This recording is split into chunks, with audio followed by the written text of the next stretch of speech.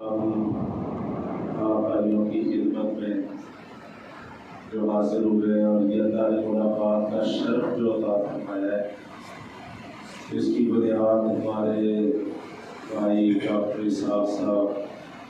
خود کی اہلیہ محترمہ ان کی وفات ہے۔ تو ہم دعا کرتے ہیں کہ اللہ رب کریم مرحومہ کو کروٹ جنت کی بہاریں عطا فرمائے، اللہ ان کی مغفرت بھی فرمائے اور ان پر رحم بھی فرمائے، ان کو عافیت والی زندگی عطا فرمائے اور ان کی بہترین مہمان نوازی فرمائے، غلطیوں گناہوں کو پانی برف اولے ان چیزوں سے اللہ دھو دے، جیسے سفید کپڑا دھونے سے داغ دھبوں سے صاف ہو جاتا ہے، ایسی اللہ کے گناہوں کو صاف کرتے اور اللہ تبارک تعالیٰ ان کو دنیا سے بہتر گھر عطا فرما دے اور دنیا سے بہتر اہل و یار عطا فرما دے۔ اور ہم یہ بھی دعا کرتے ہیں کہ اللہ ان کو اپنی اعلیٰ ترین جنت عطا فرمائے اور قبر اور آخرت کے سارے عذاب، مصیبتیں، تکلیفیں، آزمائشیں اللہ ان سے ان کو محفوظ رکھے۔ اور یہ بھی دعا کرتے ہیں کہ اللہ تبارک و تعالیٰ ان کے بعد ان کے لواحقین کو کسی فتنے، شر اور مصیبت کا شکار نہ ہو، اور اللہ تبارک و تعالیٰ ان کی حال پہ رحم فرمائے۔ یہ دعائیں ہیں جو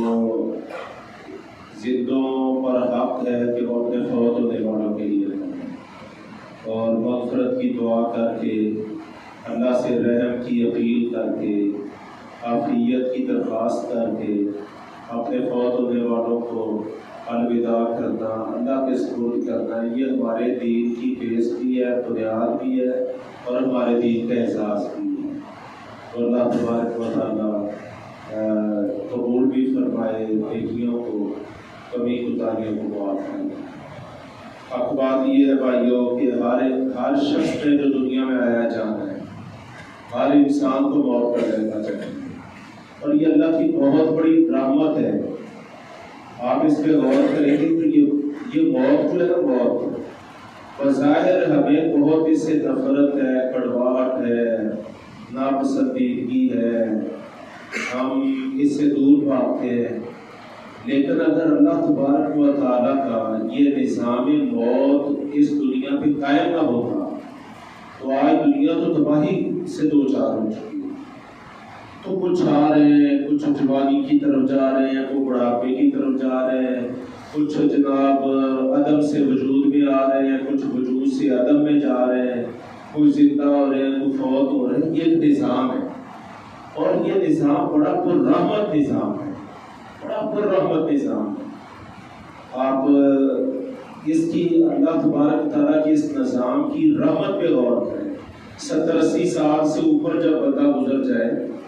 90 سال سے اوپر گزر جائے، تو بعض اوقات وہ وجود، شکل،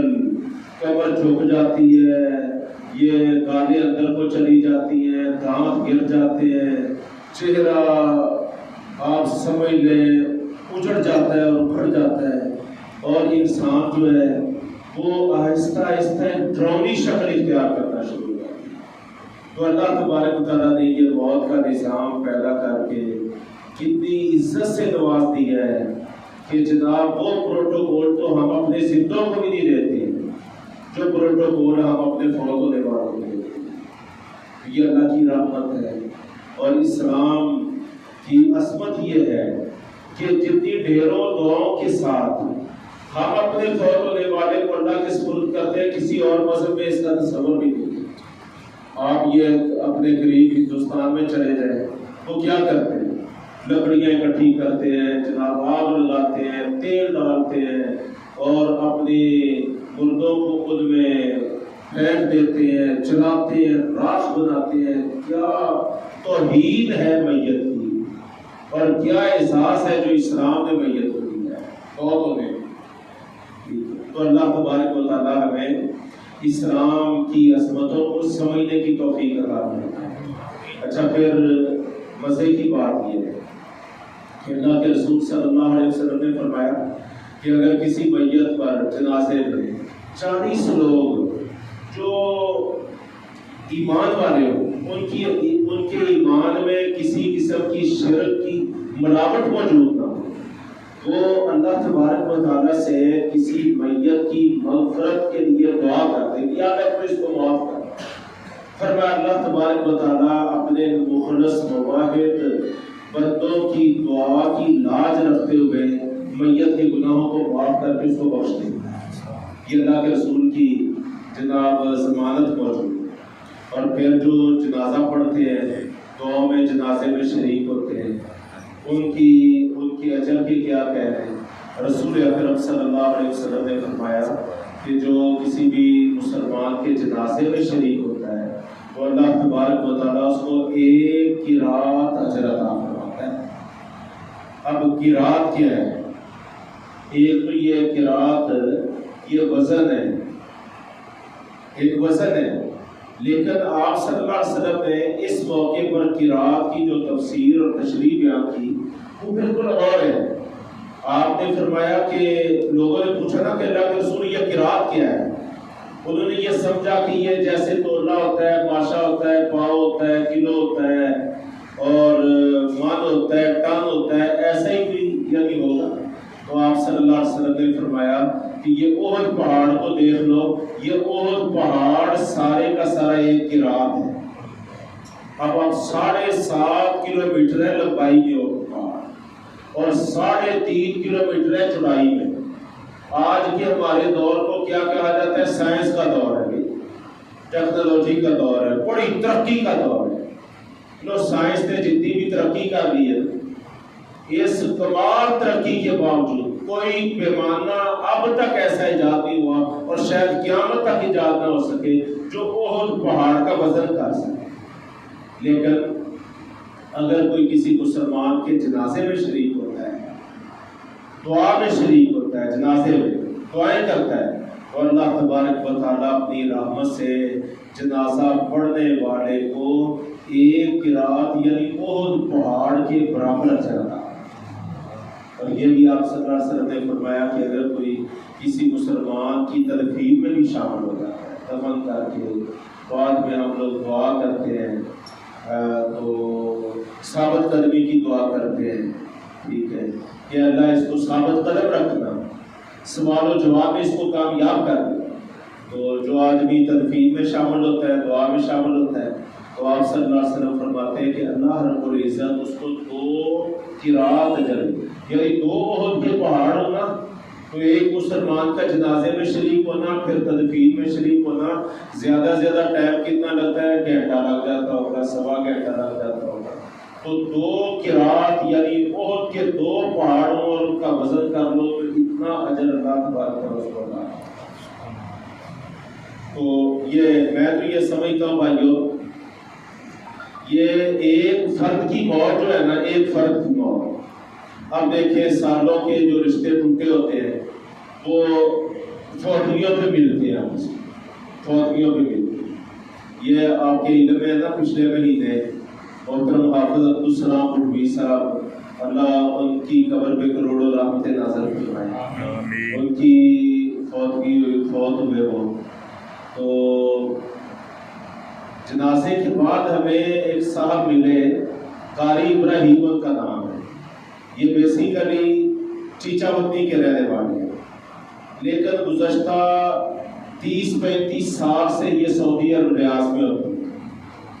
اور 15 سال ہو چکے، 15 سال سے پاکستان نہیں آئے، 15 سال۔ تو کوئی ان کو شام 5:30-6 بجے خبر ملتی ہے، ادھر ریاض میں تھے اس وقت کہ حفصہ فوت ہو گئے۔ کہنے لگے 6 بجے میں نے جستجو شروع کی، میں نے بھاگ دوڑ شروع کی کہ میں نے ہر صورت حفصہ کے جنازے میں جانا ہے۔ حالانکہ 15 سال گزر گئے،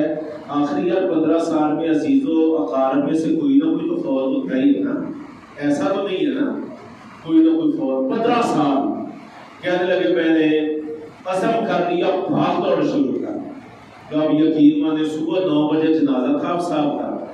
تو 8:30 بجے قاری ابراہیم صاحب ریاض سے چلے اور 8:30 بجے وہ مرکز طیبہ مرید کے پہنچ چکے، جنازے سے آدھا گھنٹہ پہلے۔ تو اب دیکھیں 15 سال بعد وہ بھی آئے، اس انداز میں کتنے رشتہ دار ملتے ہیں، دوست ملتے ہیں اور ایک دوسرے کو حوصلہ دیتے ہیں۔ ہمیں پتہ چلا، میں ادھر قصور میں تھا، مجھے کہانی یہ ہمارے بیٹے مرسد، انہوں نے مجھے خبر دی کہ اس طرح ڈاکٹر صاحب کی اہلیہ محترمہ فوت ہوئی،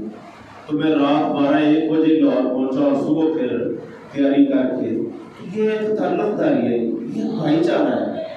یہ ایک ہمارے دین کی تعلیم ہے۔ تعزیت کہتے ہیں حوصلہ دینے کو، یار اچھا جو ہونا تھا نا، جو مقدر میں تھا وہ تو ہو گیا، اب بھائی آپ نے حوصلہ رکھنا ہے، بس اللہ کے فیصلے پر یقین رکھنا ہے۔ اللہ آپ کو اجر سے نہ ضائع نہیں، آپ کا اجر ضائع نہیں ہونا چاہیے۔ دیکھو نا، جو فوت ہوتا ہے اس کو بیماری آتی ہے، تکلیف آتی ہے، موت کے جھٹکے لگتے ہیں، بڑی تکلیفیں آتی ہیں، تو اللہ تبارک و تعالیٰ کا تو نظام یہ ہے کہ اگر پاؤں میں کانٹا بھی چبھے نا تو اللہ اس کا بھی اپنے بندے کو اجر دیتا ہے۔ یہ باقاعدہ ہمارے نبی نے حدیث صلی اللہ علیہ وسلم نے حدیث میں بیان کیا۔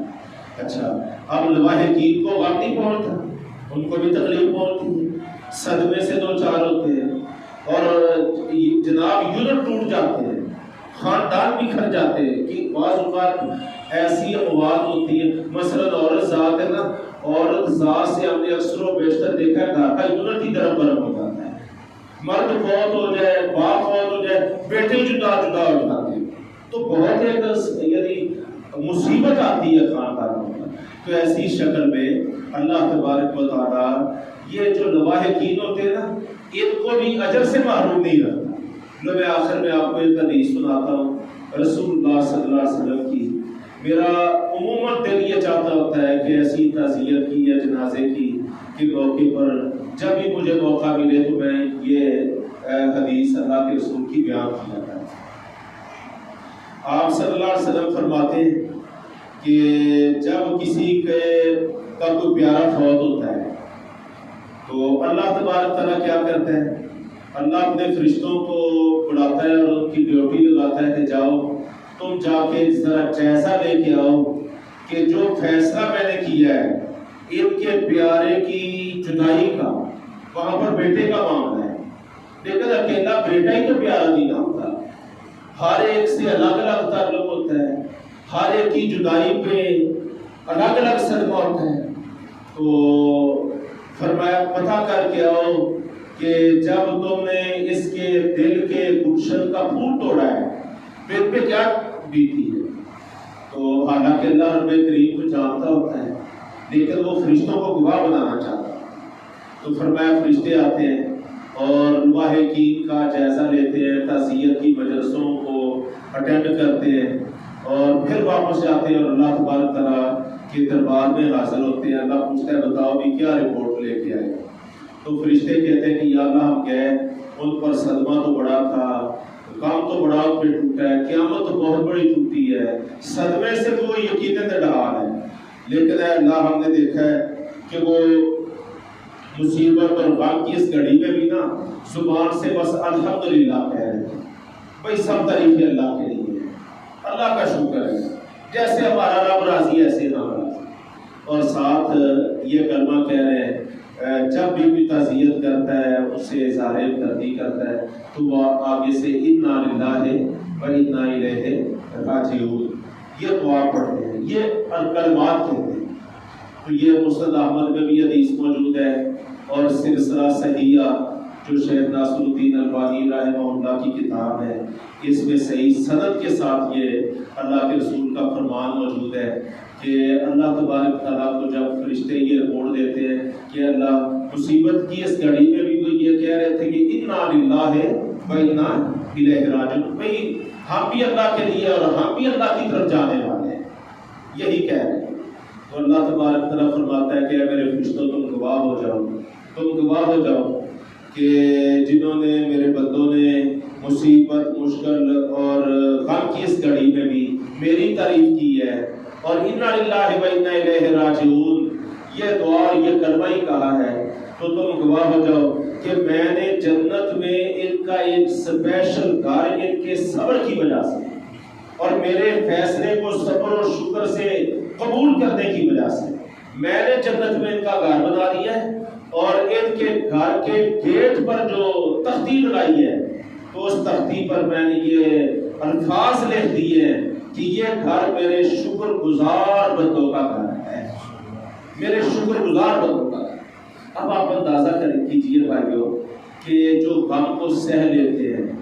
جو اپنے سے بیر نہیں ہوتے، جزا فضا نہیں کرتے، کئی عورتیں چہرہ پیٹنا شروع ہو جاتی ہیں، کپڑے پھاڑنا شروع ہو جاتی ہیں، چھاتیوں کو پیٹنا شروع ہو جاتی ہیں، ہاں ہو کرتے، جو ایسا نہیں کرتے، آنکھوں سے آنسو بہنا تو ایک فطرت ہے، دل کا غمگین ہونا تو ایک رحم ہے اور یہ ایک انسانیت ہے، لیکن آوازیں نکالنا اور جزا فضا کرنا جو یہ نہیں کرتے، بس اپنے رب کی رضا کے لیے یہ دکھ اور یہ غم سہ لیتے ہیں، اور ساتھ کیا کہتے ہیں اِنَّا لِلَّهِ وَإِنَّا إِلَيْهِ راجعون۔ تو اللہ تبارک و تعالیٰ ایسے شکر گزار صابر لواحقین کا جنت میں گھر بناتا ہے، اور اس گھر کا پر جو تختی لگائی جاتی ہے اس پہ لکھا جاتا ہے کہ یہ اللہ کے شکر گزار بندوں کا گھر ہے۔ اللہ رب کریم ہمیں بھی ایسا ہونے کی توفیق عطا فرمائے۔ آخر میں پھر ہم دعا کرتے ہیں کہ اللہ مرحومہ کی مغفرت فرمائے، جتنے بھی ہمارے شہر کے، اس محلے کی آبادی کے، اس مسجد سے جڑے ہوئے گرد و نواح کے جتنے بھی لوگ فوت ہو چکے، اللہ سب کی مغفرت فرمائے۔ جو ہم زندہ ہیں اللہ ہمیں دین پر قائم رکھے، جو ہمارے بیمار ہیں اللہ کو صحت کاملہ فرمائے، اور اللہ تعالیٰ ہمارے ڈاکٹر صاحب کو، ان کے بیٹوں کو، بیٹیوں کو، عزیز و اقارب کو، سب کو اللہ رب کریم صبر جمیل عطا فرمائے۔